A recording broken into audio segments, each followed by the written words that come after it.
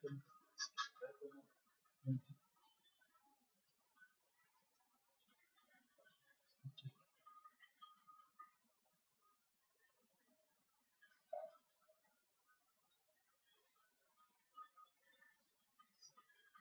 الله الرحمن الرحيم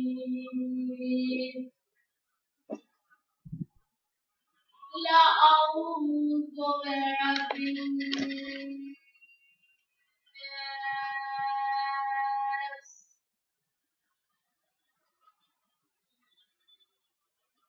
ملك الناس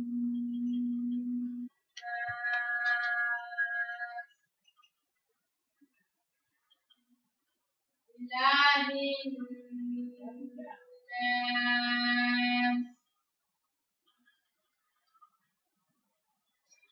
من شر الوسواس الخناس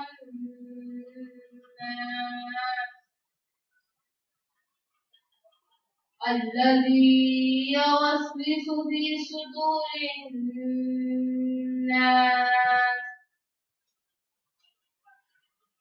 من الجنة والناس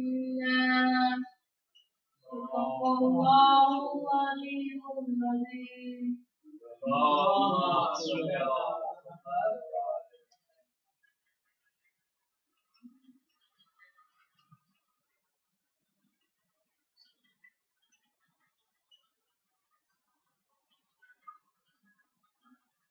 اللهم صل على محمد وآل محمد. نعرہ حیدری يا علي. اللهم صل على محمد وآل محمد. رحم الله من قال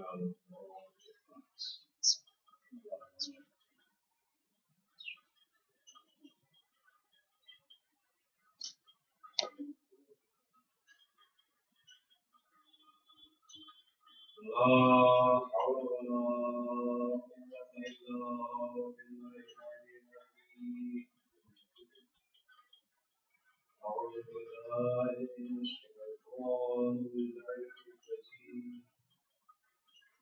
حسبنا الله ونعم الوكيل. نعم المولى ونعم النصير. بسم الله الرحمن الرحيم. الحمد لله الذي خلقنا بالقدر وما كنا لنهتدي لولا أن هدانا الله. لقد جاءت رسل ربنا بالحق والصلاة والسلام على سيد الأنبياء وأشرف المرسلين خاتم النبيين بالطه وياسين أبي القاسم محمد. اللهم صل على محمد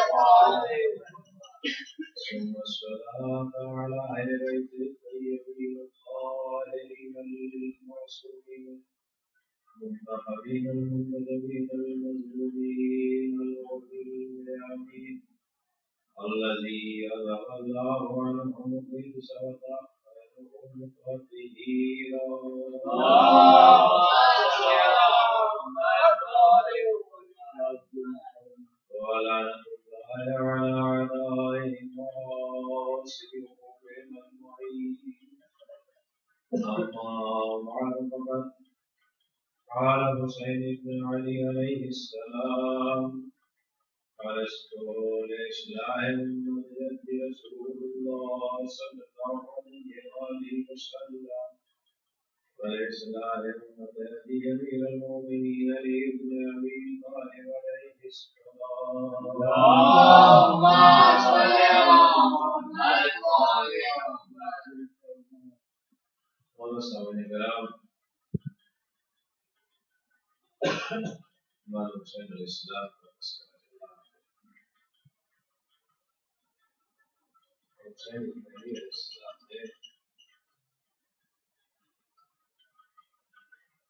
ان چیزوں کے اوپر اس کی دلیل ہے. ساری چیزیں بیان نہیں ہو سکتی، لیکن ہاں امام نے جو سبق ہم کو سکھانے کی کوشش کی ہے ان کی کچھ غلطیاں اور کچھ اشارے سے بیان کیے جا سکتے ہیں. اس لیے کہ امام حسین علیہ السلام نے بڑے مختصر سے وقت میں زندگی کے ہر پہلو میں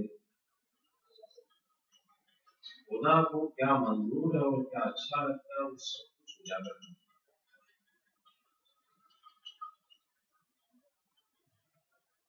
آپ کے اس انقلاب میں اس مشن میں کربلا میں گزرا، اس کا ایک بڑا اہم پہلو ہے کہ جس کی آج کل بڑی ضرورت ہے، اس کے اوپر غور و فکر کرنے کی آج کل بڑی ضرورت ہے. بڑا اہم مسئلہ ہے اور سب سے اہم پہلو مدینے سے سفر شروع کرنے سے لے کر تو کربلا تک جو سب سے اہم پہلو تھا وہ تھا اطاعت. اطاعت کہتے کس کو؟ عام طور سے ایک لفظ اور بولا جاتا ہے ہماری اردو زبان میں، فرما برداری. تو لوگ اطاعت کو فرما برداری کے معنی میں لیتے ہیں. یہ اطاعت ہے کیا؟ اگر کسی بچے سے، کسی بزرگ نے یا اس کے ماں باپ میں سے کسی نے کوئی بات کہی، لائق بچہ تھا وہ مان گیا، یہ ہے فرما برداری. کبھی کبھی ایسا ہوتا ہے کہ والدین اپنے بچوں کو کچھ حکم دیتے ہیں اور کچھ کہتے ہیں، یا تو کسی چیز کوئی کام کرنے سے منع کیا یا کسی کام کے لیے حکم دیا. جو بھی آرڈر مل رہا ہے والدین کی طرف سے، بچہ اس کا ریزن نہیں سمجھ پا رہا ہے، وجہ نہیں سمجھ پا رہا ہے. وہ پلٹ کے پوچھتا ہے کہ امی جان ایسا کیوں، ابو یہ ایسا آپ کیوں کہہ رہے ہیں؟ تو کبھی بھی ماں یا باپ اس بچے کو ڈانٹتے نہیں ہیں کہ خبردار سوال نہیں کرنا، جو کہہ رہے ہو کرو. اس لیے کہ ہو سکتا ہے جو آپ حکم دے رہے ہیں بچہ نہیں سمجھ پا رہا ہو، آپ اس کی وجہ بتائیں. اس کے بعد اگر وہ نہ کرے تب آپ کہیں گے کہ اس نے خلاف ورزی کی. اطاعت اس سے بالاتر ایک چیز ہے. اطاعت کا مطلب یہ ہے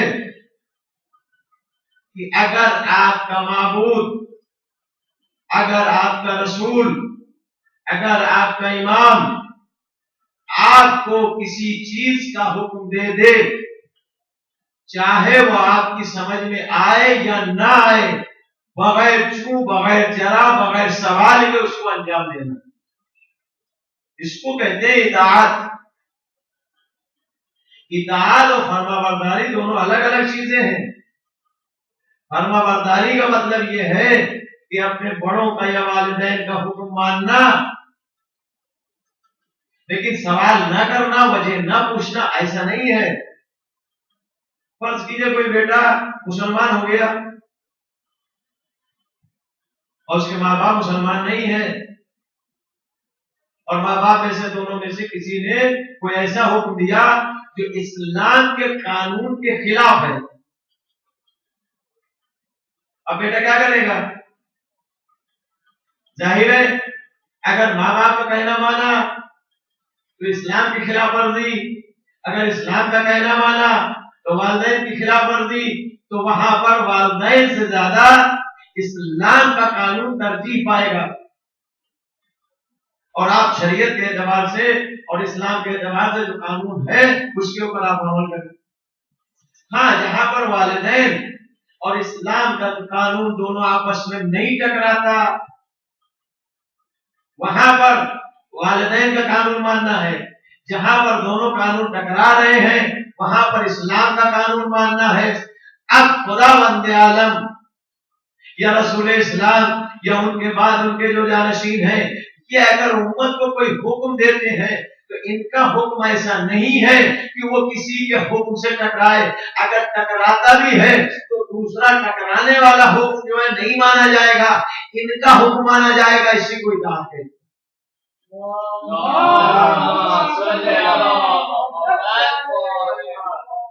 اس کی بہت ساری مثالیں ہیں۔ اگر کسی نے اللہ کے حکم کے سامنے صرف سوال کر دیا، اطاعت سے خارج۔ رسول کے حکم کے سامنے اگر صرف کسی نے سوال کر دیا، چوچلا کر دیا، تو اطاعت سے خارج۔ اس سے پہلے میں نے تذکرہ کیا تھا لیکن دوسرے اعتبار سے ابھی اسی چیز کو دوسرے طریقے سے میں پیش کر رہا ہوں۔ پروردگار عالم نے حضرت آدم کے اندر روح پھونکتے وقت ایک حکم دیا تھا، ایک آرڈر دیا تھا۔ ایک بڑی تعداد تھی کہ جس نے چوچلا نہیں کی اور آرڈر کو فالو کیا، سجدے میں گر گئے۔ دوسرے نے صرف اتنا ہی کہا کہ پروردگار اس سے باز رکھ۔ ایک سوال اس کا تھا کہ جس کی وجہ سے اطاعت سے بھی دور ہوا اور قیامت تک رجیم بن گیا۔ رجیم کس کو کہتے ہیں بتایا آپ کو؟ رجیم جو حج کرنے لوگ جاتے ہیں ان کے اعمال میں ایک عمل یہ بھی ہے کہ جمرات کے اوپر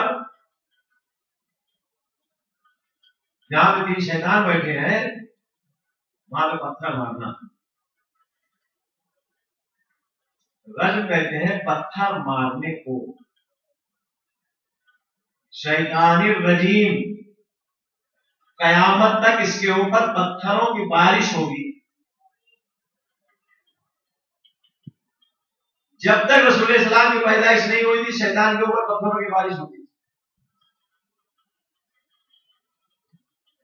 اور رسول اسلام کی پیدائش کے بعد پھر وہاں جانے ہی من بند ہو گیا، اور اگر ابھی بھی کوشش کرتا ہے وہ تو آسمان سے پتھروں کی بارش ہوتی ہے۔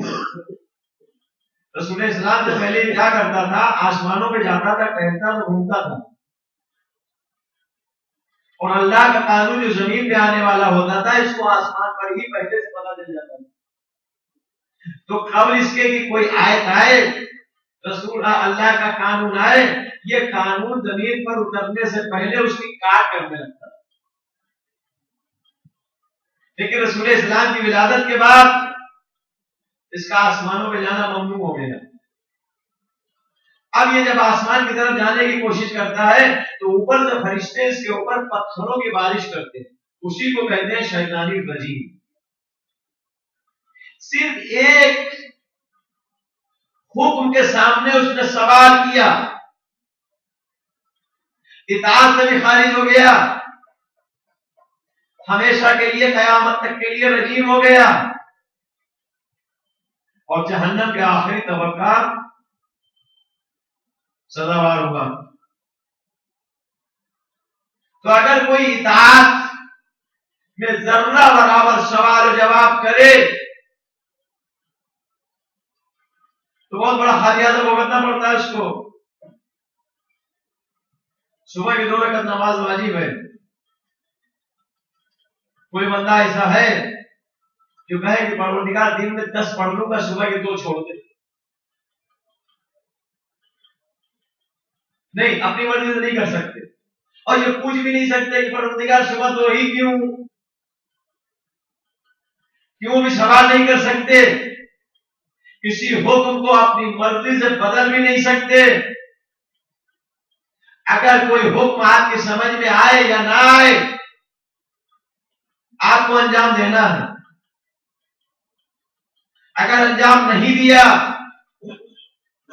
تو اس کا مطلب یہ ہے کہ آپ نے خدا اور رسول کی اطاعت نہیں کی. اور اگر انجام دے دیا تو آپ مطیع کہلائیں گے. رسول اسلام نے علی مرتضیٰ سے کہا، علی آج یہ لوگ ہم کو قتل کرنے کے لیے آئیں گے، آج تم ہمارے بستر پر سو جاؤ. علی نے ایک مرتبہ یہ نہیں کہا کہ یا رسول اللہ، جس بستر پر لیٹنے سے آپ کی جان جا رہی ہے، کیا اس بستر پر لیٹنے سے ہماری جان بچے گی؟ کسی بھی تاریخ میں نہیں ملتا کہ مولا کائنات نے یہ کہا ہو کہ یا رسول اللہ، جس جگہ کے اوپر آگ کو خطرہ ہے، آپ اس خطرے میں ہم کو کیوں لے ڈال رہے ہیں؟ ایسا کیوں؟ ایک سوال بھی مولا کائنات نے رسول اسلام سے نہیں کیا. ہاں، اتنا ضرور ملتا ہے کہ علی نے اتنا ضرور پوچھا، یا رسول اللہ، کیا میرے سو رہنے سے آپ کی جان بچ جائے گی؟ رسول اسلام کہتے ہیں ہاں. بس عورت پیشانی کو سجدے میں رکھ دیا، پروردگار تیرا شکر ہے لاکھ لاکھ کہ آج تو نے اتنا اچھا موقع دیا کہ میں رسول کا فدیہ بن رہا ہوں. اور اطاعت سمجھ میں آ گئی ہوگی. حکم کے سامنے سراپا تسلیم ہو جانے کا نام اطاعت ہے. اگر ذرہ برابر بھی سوال کیا، خدشہ کیا، آپ نے ذرہ برابر بھی اطاعت میں دیر کی، تو اس کو مطیع نہیں کہتے. رسول اسلام اپنے لشکر کے ساتھ مکے گئے. مکے والوں نے رسول کے لشکر کو دیکھ کے شروع کر لی. شروع نامہ لکھ دیا گیا. رسول اسلام نے اپنے سارے صحابیوں سے، سارے ساتھیوں سے کہا کہ دیکھو، اب ہم کو مکے خانہ کعبہ نہیں جا پائیں گے. اب جو تم لوگ قربانیوں کے جانور لائے ہو وہ یہیں پہ قربانی کرو، سر اڑاؤ اور اس کے بعد واپس مدینے چلو. ایک بڑی تعداد تھی کہ جس نے یہ نہیں پوچھا یا رسول اللہ، یہ قربانی تو خانہ کعبہ کے پاس ہوتی ہے، یہ تو مکے کے اندر ہوتی ہے، یہ سر تو حج کرنے کے بعد مڑایا جاتا ہے. ایک بڑی تعداد تھی جس نے ایک سوال بھی نہیں کیا. رسول نے حکم دیا، فوراً حکم بجا لائے. لیکن ان میں سے کچھ لوگ ایسے بھی تھے کہ رسول حکم دے رہے ہیں اور اس کے بعد سوال کرتے، یا رسول اللہ ایسا کیوں؟ یہ بتاؤ کہ اسلام لانے والا کون ہے؟ آپ یا رسول اللہ؟ شریعت بتانے والا کون ہے؟ آپ یا رسول اللہ؟ اگر آپ شریعت لے کر آئے ہیں تو رسول آپ بن جائیے. اگر آپ اسلام لے کر آئے ہیں تو حکم آپ دیجیے. جو شریعت لے کر آیا ہے، جو اسلام لے کر آیا ہے، جو کتاب لے کر آیا ہے، وہ حکم دے رہا ہے، آپ سوال کر رہے ہیں. وہ آپ اس سے زیادہ جانتے ہیں. یہاں مسئلہ جاننے کا نہیں تھا، یہاں مسئلہ اطاعت کا تھا. ایک سوال کر دیا یا ایک مرتبہ بھی دل کے اندر اس حکم کا خدشہ اگر پیدا ہو گیا تو آپ مطیع نہیں کہلائیں گے. اب سمجھ میں آیا، شاید یہی وجہ تھی کہ بعد میں کہنا پڑا. آج ہم کو رسالت میں اتنا بڑا شک ہوا کہ جتنا بڑا کبھی نہیں ہوا. اگر کسی حکم کو مانے نہیں اور ماننے کے علاوہ اگر دل میں خدشہ پیدا ہو جائے تو سمجھ لو رسالت پر بھی شک ہے، خدا کی وحدانیت پر بھی شک ہے، امامت کے اوپر بھی شک ہے. اب اگر کوئی اس زمانے میں امام کے حکم کو نہ مانے تو سمجھ لو اس نے خدا کے حکم کی بھی پامالی کی، رسول کے حکم کی بھی پامالی کی اور امام کے حکم کی بھی پامالی کی.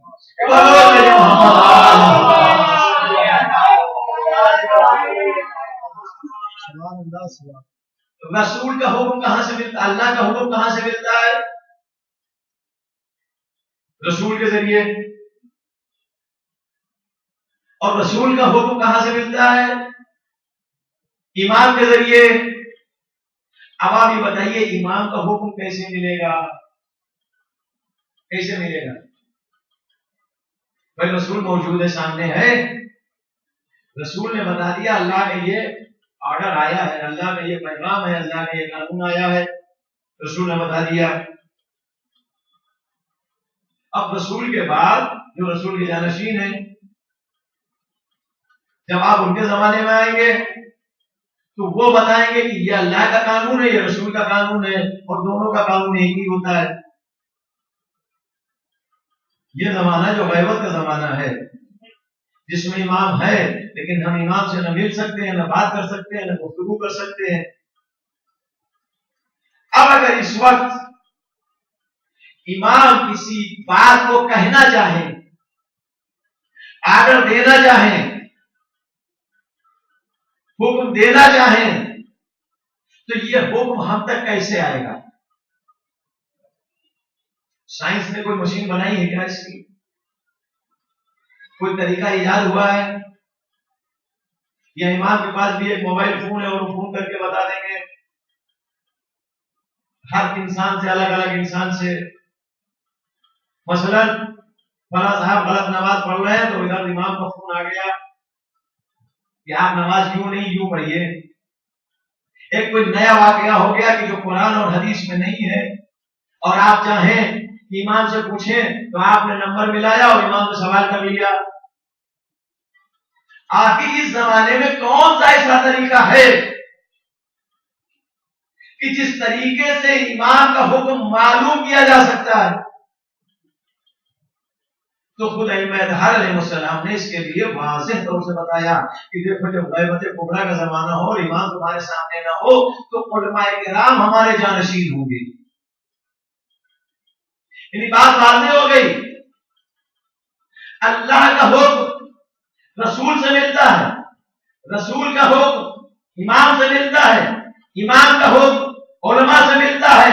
اب اگر کسی نے ایک عالم کی بھی توہین کی تو اس نے عالم کی توہین نہیں کی، امام کی بھی توہین ہو رہی ہے، رسول کی بھی توہین ہو رہی ہے، خدا کی بھی توہین ہو رہی ہے. ایک بار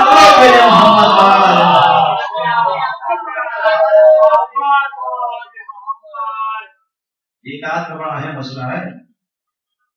اب اگر ایک ایسا عالم جو امام کا نائب ہو، امام کا جانشین ہو، اپنے زمانے کا مجتہد ہو، حاکم شرع ہو، اگر وہ کسی چیز کا آرڈر دے دے، آپ کو یہ رائٹ بنتا ہے کہ یہ حکم کیوں دے دیا، یہ تو آزاداری کے خلاف ہے، یہ حکم کیوں دے دیا، اس لیے تو نماز کے خلاف ہے، یہ حکم کیوں دے دیا، یہ تو روزے کے خلاف ہے، یہ حکم کیوں دے دیا، یہ تو قرآن کے خلاف ہے. آپ انسان سے بتائیں ایک مجتہد جس کو ایمان کی نیابت حاصل ہے، کیا وہ اتنا بھی نہیں جانتا جتنا آپ جانتے ہیں؟ آپ کی تو یہ سمجھ میں آ گیا کہ یہ حکم آزاداری کے خلاف ہے، اور جس نے حکم دیا اس کی سمجھ نہیں آ رہا ہے آزاداری کے خلاف. ہماری یہ سمجھ میں آ رہا ہے یہ نماز کے خلاف ہے، لیکن کیا اس کی اتنی سمجھ نہیں آیا؟ کیا وہ آپ سے بھی کم پڑھا ہے؟ وہ مجتہد کی جس نے یہ حکم دیا، اس نے یہ نہیں سمجھا یہ کس کے خلاف جا رہا ہے؟ اگر مجتہد کوئی حکم دے دے تو آپ اس کے مقابلے میں ایک حدیث لے کر آ جائیں گے کہ دیکھیے صاحب فلاں کتاب میں یہ حدیث موجود ہے اور موجودہ مرجع کا فتویٰ اس حدیث کے خلاف ہے. نجف کی لکھی ہوئی کتاب یا ایران کی لکھی ہوئی کتاب ہندوستان میں آ گئی اور آپ کے ہاتھ میں بھی آ گئی، آپ نے پڑھ بھی لیا اور وہ حدیث آپ کو مل گئی، لیکن وہ بیچارہ مجتہد کتنا غریب تھا کہ جس نے فتویٰ دیا لیکن اس کو نہ وہ کتاب دکھائی دی نہ وہ حدیث دکھائی دی. یہ ہو سکتا ہے؟ یہ عقل میں آنے والی بات ہے؟ اطاعت کا مقصد یہ ہوا کہ آنے والا حکم آپ کی سمجھ میں آئے یا نہ آئے، آپ کو فالو کرنا ہے، آپ کو حکم ماننا ہے۔ اگر سمجھ میں آ جائے تو معرفت کے ساتھ ہوگا، سمجھ میں نہیں آئے تو اطاعت کے ساتھ ہوگا۔ مخالفت کی تو گویا آپ مرجع کی مخالفت نہیں کر رہے ہیں، یہ پورا سلسلہ خدا تک پہنچتا ہے، وہاں تک مخالفت ہو جائے گی۔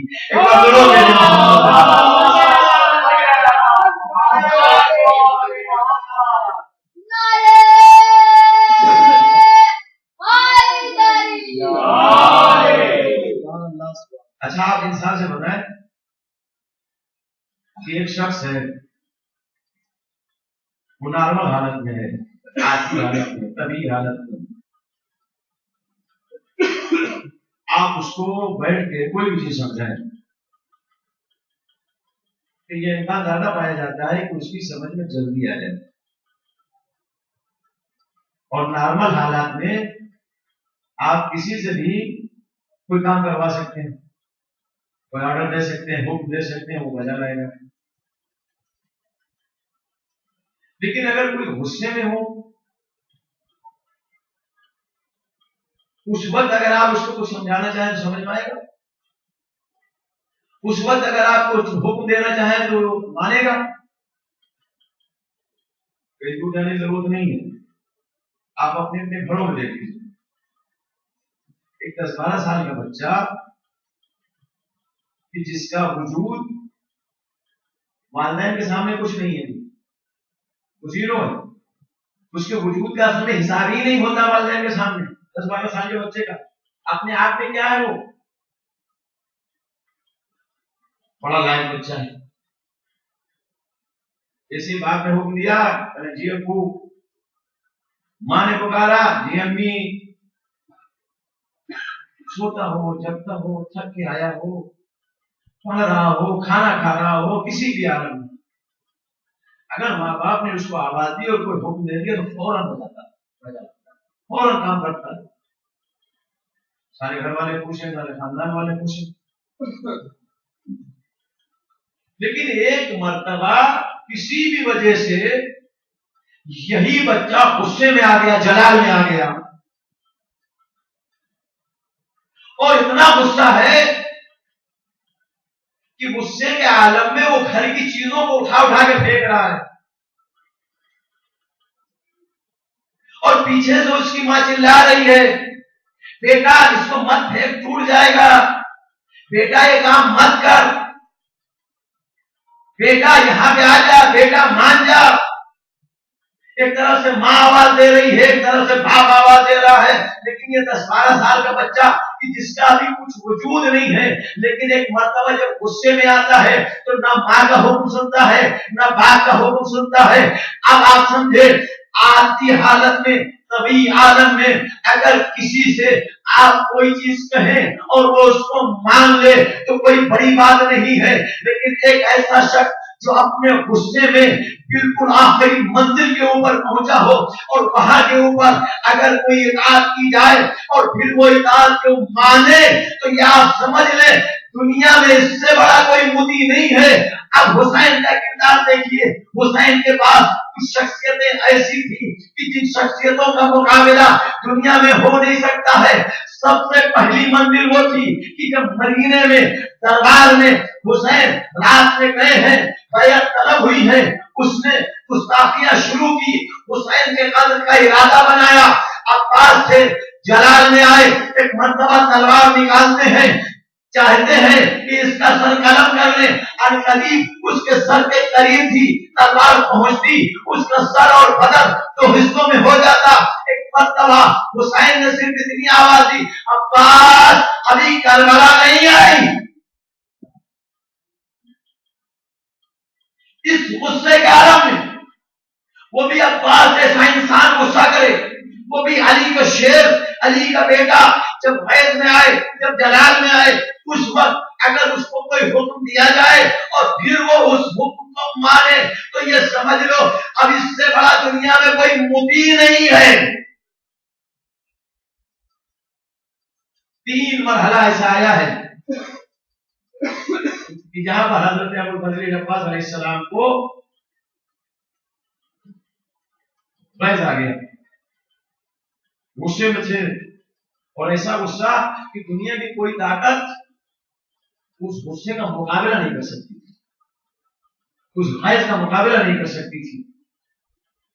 لیکن آپ دیکھیں اطاعت کس کو کہتے ہیں؟ ایک چھوٹا سا بچہ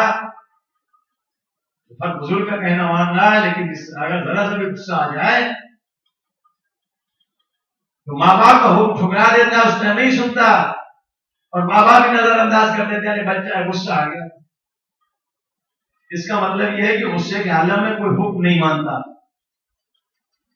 لیکن جب غصہ شباب پر ہو اور اس کے بعد میں حکم سنتے ہی اس طریقے سے خاموش ہو جائے کہ جیسے پتہ ہی نہیں کہ یہ غصے کے عالم میں تھا۔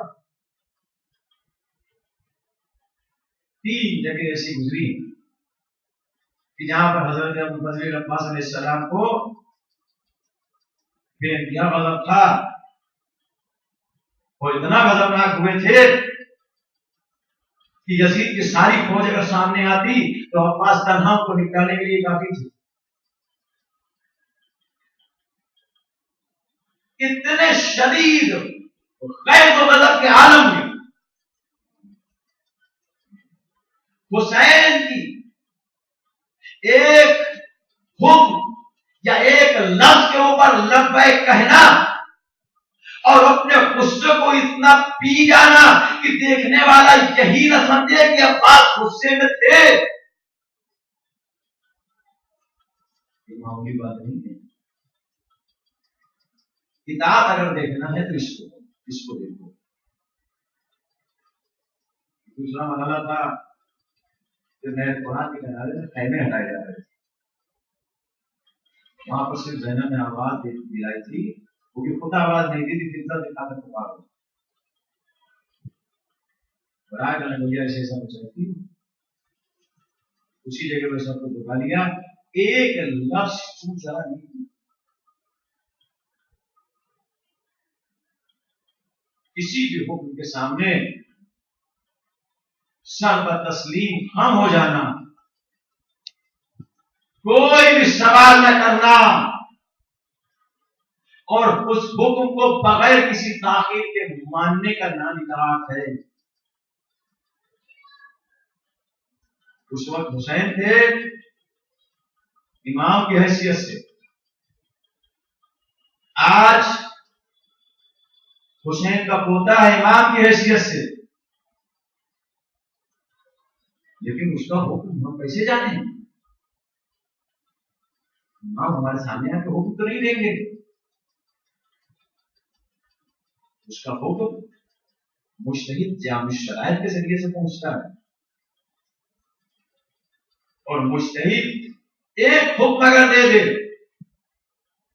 اب آپ کو اختیار نہیں، اللہ نے اختیار بھی نہیں دیا آپ کو کہ آپ یہ پوچھ لیں کہ آپ نے یہ حکم کیوں دیا۔ گواہ ثبوت دینا تو بہت بڑی بات ہے، بلکہ آپ روایتوں میں آپ پڑھیے، آپ کو اندازہ ہوگا کہ کتنا اہم ہوتا ہے مجتہد کا حکم۔ اگر ایک مجتہد نے حکم دے دیا تو دوسرا مجتہد جو علم میں اس کے برابر ہے وہ مجتہد بھی اس مجتہد کے حکم کو ختم نہیں کر سکتا، اس کی کاٹ نہیں کر سکتا۔ بس یہ ہے کہ اس کے اوپر تنہا اگر ایک وقت میں دو مجتہد ہیں، ایک مجتہد نے کوئی حکم دے دیا تو دوسرے کے اوپر وہ حکم ماننا واجب نہیں ہے، لیکن یہ اختیار کسی کے پاس نہیں ہے کہ کوئی مجتہد کسی مجتہد کا حکم کاٹے۔ جب ایک مجتہد کا حکم نہیں کاٹ سکتا تو ہم کو تو ابھی صحیح سے وضو کرنا نہیں آیا، ہماری تو نمازیں پتہ نہیں اللہ کی طرف پہنچ رہی ہیں کہ نہیں پہنچ رہی ہیں، جو ہم اپنے آپ کو بہت بڑا نمازی سمجھ رہے ہیں۔ یہ چند حدیثیں اور چند واقعات کو یاد کر کے ہم کسی مجتہد کو ٹھکرا دیں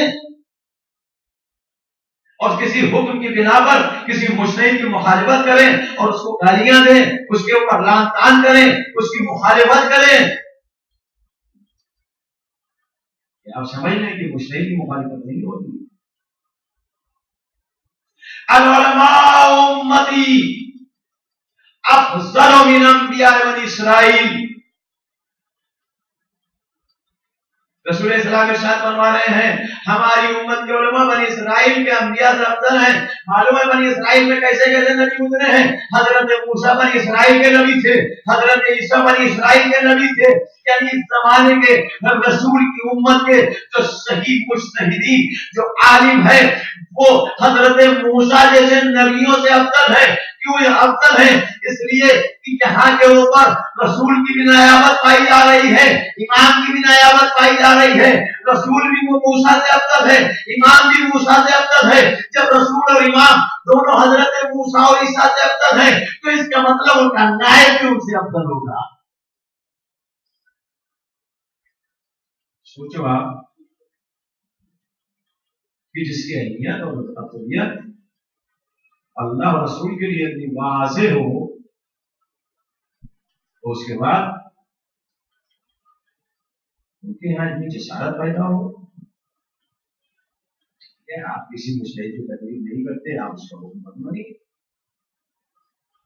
एक आम इंसान की तौहीन करने का हक आपको नहीं है। से जाएगी किसी आलिम, और आलिम भी नहीं मुश्तहिद है जो अपने जमाने के इमाम का नायब हो। अलामत ज़ुहूर में से, बल्कि उसके बाद जब इमाम हुसैन अलैहिस्सलाम को आखिरी इमाम जो ज़ुहूर करेंगे तो उसमें एक चीज आपने देखा होगा या सुना होगा, इमाम का ज़ुहूर मक्के से होगा और पूरा मक्का फतह करने के बाद मक्के में एक इंसान के भी खून नहीं बहेगा, कोई कत्ल गारत नहीं होगी, पूरा मक्का शहर सरेंडर हो जाएगा, इमाम के हाथों में बैअत करेगा। इमाम मक्के में अपना नुमाइंदा बना के मदीने की तरफ हिजरत करेंगे, मदीने की तरफ बढ़ेंगे। मक्के से कुछ दूर इमाम जाएंगे, पीछे से एक शख्स भागता हुआ जाएगा, पहुंचेगा, मौला आपका नुमाइंदा मारा गया, आपका नुमाइंदा मार दिया गया, शहीद कर दिया गया। फिर इमाम आएंगे, लोग माफी तलाफी करेंगे, फिर इमाम नुमाइंदा बना के जाएंगे, फिर इमाम आगे बढ़ेंगे, फिर मार दिया जाएगा। जब इमाम के 3 नुमाइंदे मारे जाएंगे तब मक्के में सबसे पहली जब इमाम शुरू करेंगे। अब आप सोचो कि मक्के वालों ने गुनाह क्या किया था, क्यों जंग हो रही है, क्यों लोग मारे जा रहे हैं? इन्होंने इमाम को तो एक शब्द भी नहीं पहुंचाया, इमाम से कोई बदतमीजी की बात भी नहीं की, इमाम के सामने आगे खड़े भी नहीं हुए, इमाम से जंग भी नहीं की। लेकिन उसके बावजूद इन लोगों से जंग भी की जाएगी और इनमें जो गुनहगार हैं मारे भी जाएंगे। तो जवाब मिलेगा कि इमाम जब किसी को अपना नुमाइंदा बनाता है तो उसके पास वही अख्तियार होते हैं जो इमाम के होते हैं। और इसने यहां वालों ने अगर इस नुमाइंदे का हुक्म माना तो गोया इमाम का हुक्म माना, नुमाइंदे की मुखालिफत की तो गोया इमाम की मुखालिफत की। मुहर्रम का जमाना है, मुहर्रम से पहले आपने जनाब मुस्लिम इब्न अकील के मसाइल में सुना होगा कि इनको सफीर हुसैन इमाम हुसैन अलैहिस्सलाम ने अपना सफीर बना के भेजा। अब आप ये बताइए कि कूफे वालों ने जो मुस्लिम के हाथ पे बैअत की थी तो मुस्लिम के हाथ पे बैअत क्यों की? उन्होंने तो बुलाया था हुसैन को, मुस्लिम क्या थे जो मुस्लिम के हाथ पे बैअत की? उनको तो ये कहना चाहिए था कि मुस्लिम आप आ गए हैं, ठीक है अल्हम्दुलिल्लाह, घर पे रहिए, यहाँ पर नमाज पढ़ाइए और हम लोगों को तबलीग कीजिए, जब आका हुसैन आएंगे तो बैअत कर लेंगे। ये किसी ने नहीं कहा आका हुसैन आएंगे तो बैअत कर लेंगे। मुस्लिम के हाथ के ऊपर बैअत की क्यों? इसलिए कि दस्तूर ये है कि नुमाइंदे के हाथ पर बैअत करने का मतलब आपने उसके असली वारिस के हाथ पे बैअत कर ली, और नुमाइंदे की मुखालिफत का मतलब यह है कि आपने उसकी असली की मुखालिफत की है। जिन लोगों ने मुस्लिम की बैअत की इसका मतलब यह था ये सारे लोगों ने हुसैन के हाथों में बैअत की है। ये लोग जो इमाम के ज़ुहूर के बाद जो मक्के में इमाम के नुमाइंदे को कत्ल करेंगे, ये इमाम का नुमाइंदा कत्ल नहीं हो रहा है, گویا ان لوگوں نے امام کے سامنے اعلان جنگ کر دیا. وہاں مکے میں امام کے سامنے جو اعلان جنگ کر دے تو امام کیا حاصل کرے اس کا؟ جو کو قتال، گنہگاروں کی صفائی. اور جو امام کے ظہور سے پہلے اور بائبت کبریٰ میں امام کے نائب کی مخالفت کرے، امام کیا کریں گے؟ امام ان لوگوں کے ساتھ بھی وہی کریں گے جو مکے والوں کے ساتھ ہوا ہے اور مکے والوں کے ساتھ ہوگا. حضور والا اس وقت ہمارا امام ہمارے سامنے نہیں ہے، ہم کو اطاعت کرنا ہے، ہم کو حکم بجا لانا ہے، لہذا آپ کو ایک وسیلے کی ضرورت ہے. یہ عقل کا بھی فیصلہ ہے. جو حدیثیں اور روایتیں اور دوسری چیزیں ہیں وہ اپنی جگہ، لیکن عقلی اعتبار سے ہم کو ضرورت اس بات کی کہ کوئی ہمارے دونوں کے بیچ میں ایک وسیلہ ہو کہ جس کی وجہ سے اور جس کے ذریعے سے ہم اپنی بات اپنے امام تک پہنچا سکے اور امام کی بات ہم تک آ سکے. بہت سارے ایسے واقعات ہیں کہ جس سے ثابت ہوتا ہے امام ہمیشہ ہم کو دیکھتے، ہمارے اعمال پر نظر رکھتے ہیں، اور زمانے کا مجتہد جب کوئی فتویٰ دیتا ہے تو بغیر امام کی منظوری کے وہ فتویٰ آگے بڑھ نہیں سکتا. کسی نہ کسی عنوان سے امام اس کو روک دیتے ہیں. امام کی منظوری کے بغیر کوئی فتویٰ نہیں. کیوں؟ اس لیے کہ امام دین کا محافظ ہے. امام دیکھ رہا ہو کہ غلط فتویٰ دیا جا رہا ہے اور امام اس کے اوپر روک تھام نہ لگائے اور وہ فتویٰ رائج ہو جائے، ذمہ داری کس کی ہوگی؟ امام کی. شیخ انصاری بڑے مشہور جلیل القدر عالم دین تھے. ایک مرتبہ ایک عورت کا انتقال ہو گیا. لوگ بھاگتے ہوئے آئے، کہے شیخ ایک بیوی کا انتقال ہو گیا ہے، وہ حامل سے تھی، اب آپ یہ بتائیے کہ اس کو زندہ کر دیا اور اس کو دفن کر دیا جائے یا اس کے لیے کوئی دوسرا چارہ کار ہے؟ تو شیخ کہتے ہیں کہ نہیں، اس کو دفن کر دیا جائے. قبر کھل گئی، نہلا دھلا دیا گیا، کفن ہو گیا، قبر میں نکالنے جا رہے تھے کہ خوبصورت سا جوان وہاں پہ پہنچتا ہے اور کہتا ہے کہ لوگوں، شیخ نے اپنا فتویٰ بدل دیا ہے اور انہوں نے حکم دیا ہے کہ اس عورت کا پیٹ چاک کر کے اور بچے کو باہر نکال لیا جائے. دنیا کا سب سے پہلا آپریشن تھا یہ، اس سے پہلے کسی کا آپریشن نہیں ہوا تھا. دنیا کا سب سے پہلا آپریشن تھا کہ جس کا حکم ہمارے امام نے دیا. لوگوں نے جب ایسا کیا کہ دیکھا بچہ زندہ صحیح سلامت ہے، اس کی پرورش کی، وہ بچہ بڑا ہو گیا. جب بچہ اتنا بڑا ہو گیا کہ چلنے پھرنے لگے، بولنے لگے، تو اس کے گھر کے کسی ایک فرد نے بچے کی انگلی پکڑی اور بچے کو پیدل چلاتا ہوا شیخ کے گھر پہ تشریف لائے وہ اور کہنے کہ شیخ آپ اس بچے کو علم دین پڑھانے کی شروعات کر دیجیے، بسم اللہ کرا دیجیے. انہوں نے پوچھا، آپ تو جیسے پوچھتے ہیں کس کا بچہ ہے اور کس خاندان کا ہے، کس قبیلے کا ہے، کس شہر کا ہے. تو چونکہ اتنا بڑا واقعہ یہ ہو چکا ہے کہ پورے شہر میں بلکہ دور دور تک پھیلا ہوا تھا، اس لیے کہ پہلا آپریشن ہے، میت کا آپریشن کیا گیا، اتفاق سے بچہ زندہ بھی نکلا. پہلے فتویٰ کچھ اور تھا، بعد میں فتویٰ بدلا گیا. تو یہ جو حالات ہوئے تھے اس سے یہ واقعہ بہت زیادہ مشہور ہو گیا.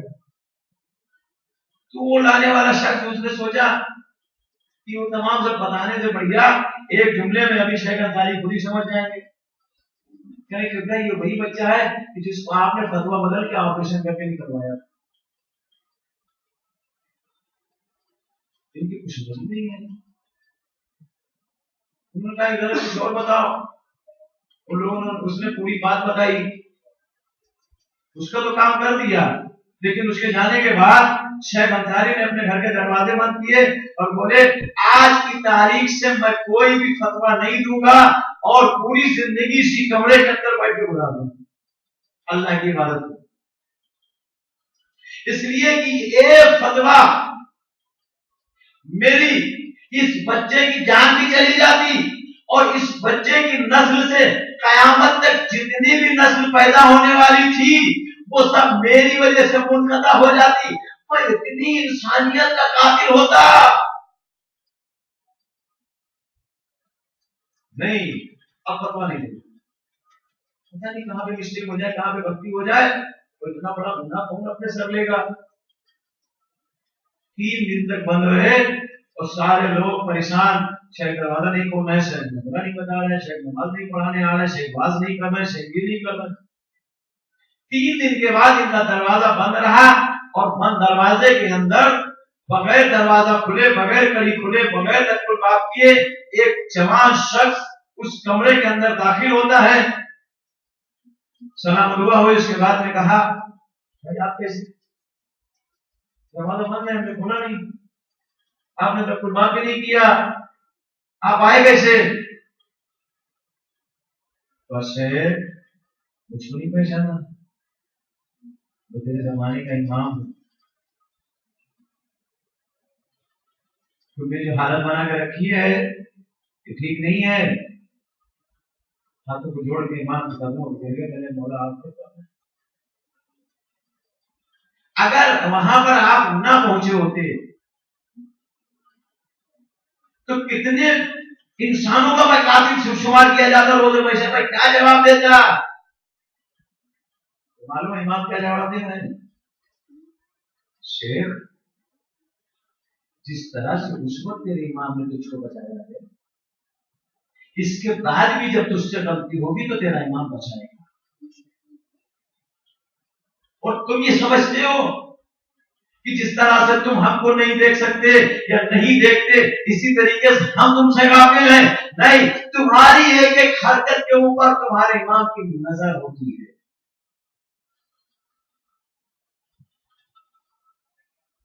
اگر تم سے کہیں بھی غلطی ہوگی میں اس غلطی کو صحیح کروں گا اور تمہارے پاس فتوے میں پھیر کروں گا، کبھی کسی طریقے سے کبھی کسی طریقے سے. امام کا ظاہر ہو اٹھا، چوچرا نہیں کی، معافی تلافی کی، دروازہ کھول دیا، اسی طریقے سے فتویٰ دیتے رہے.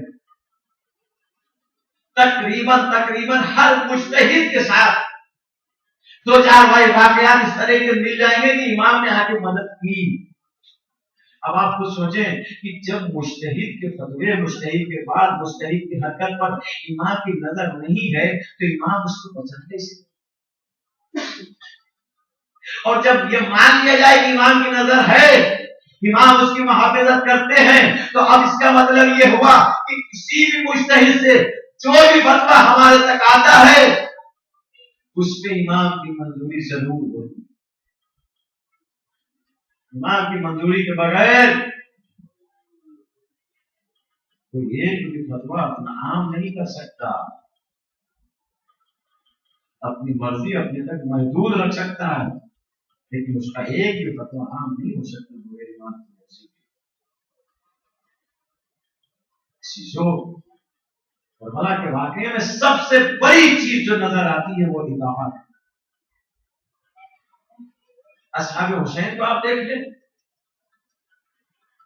جس جگہ پر امام حسین علیہ السلام نے جو حکم دے دیا کسی بھی صحابی نے کبھی پلٹ کے یہ نہیں کہا مولا ایسا کیوں.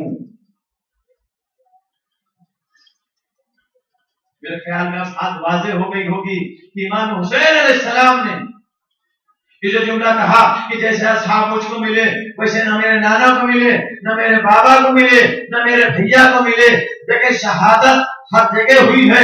رسول کے صحابیوں نے بھی شہادت دی ہے, علی کے صحابیوں نے بھی شہادت دی ہے, حسن کے صحابیوں نے بھی شہادت دی ہے. لیکن اطاعت کا مسئلہ سب سے زیادہ جو امام حسین علیہ السلام کے ساتھ تھا وہ کسی اور کے ساتھ نہیں تھا.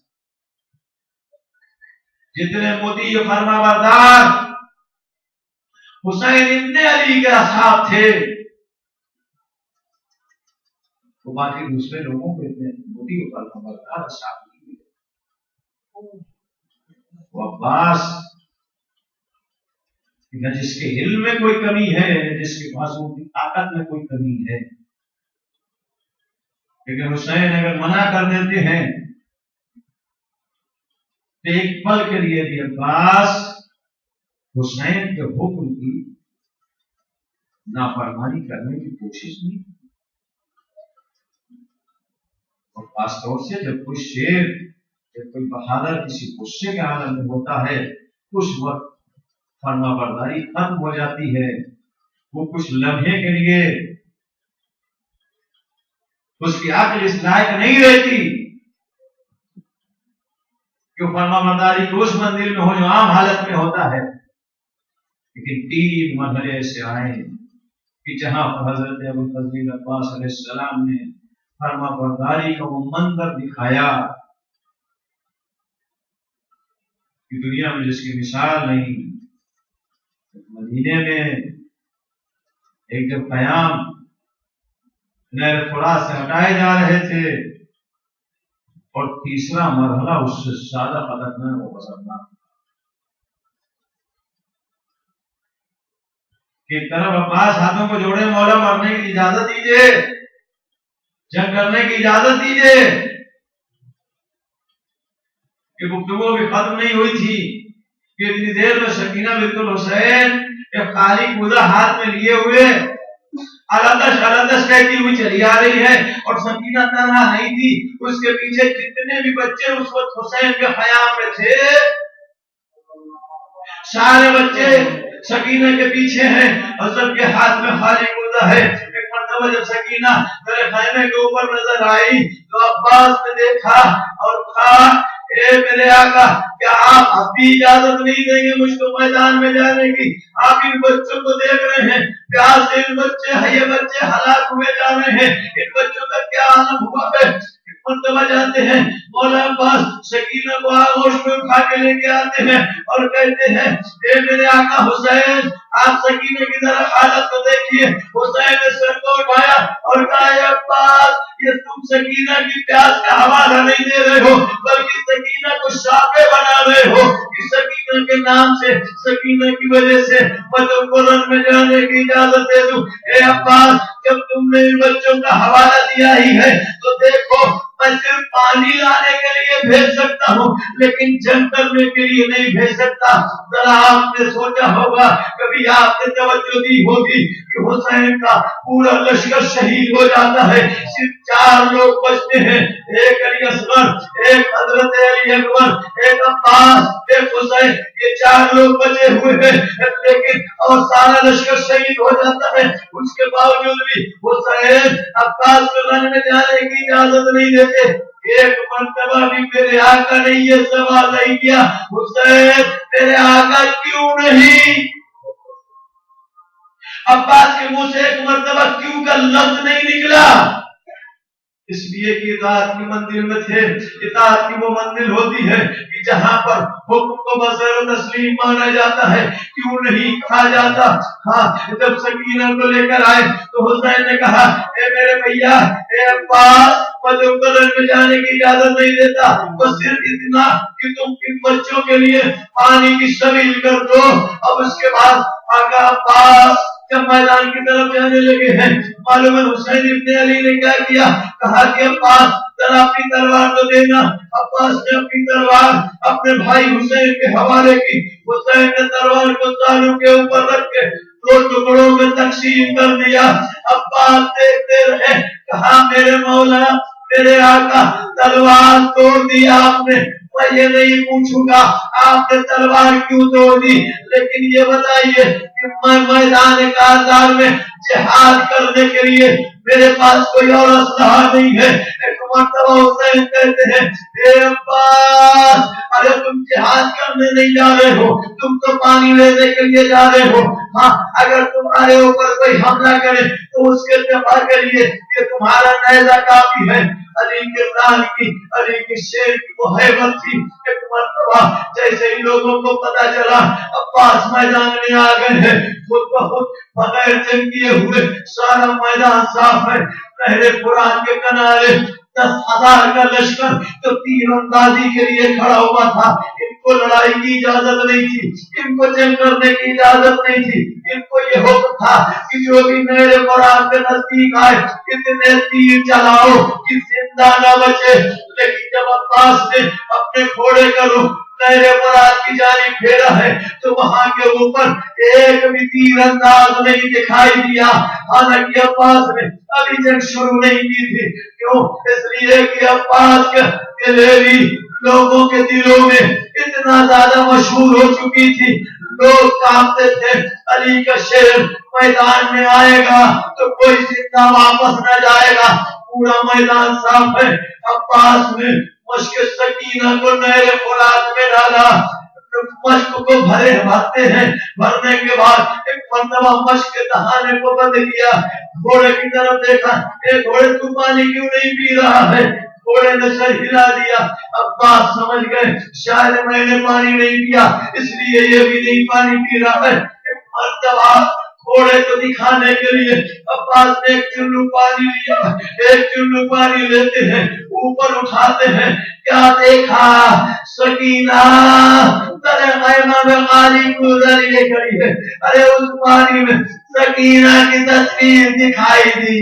उस पानी को दरिया के मुंह में मारा, आवाज दी, ए बेटा सकीना, तेरा मुंह पानी लेके आ रहा है, अब तू प्यासी ना रहेगी।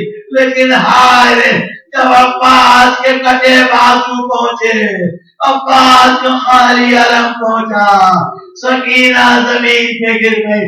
ए मेरे चचा, अगर मुझको मालूम होता कभी पानी का तकाजा न करती।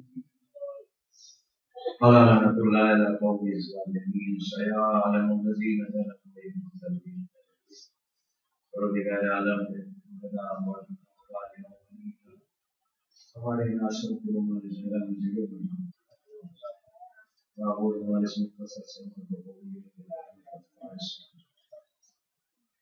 और हमारे दरमियान बीमार है, बीमार है, सब कुछ जो परेशान था, परेशानी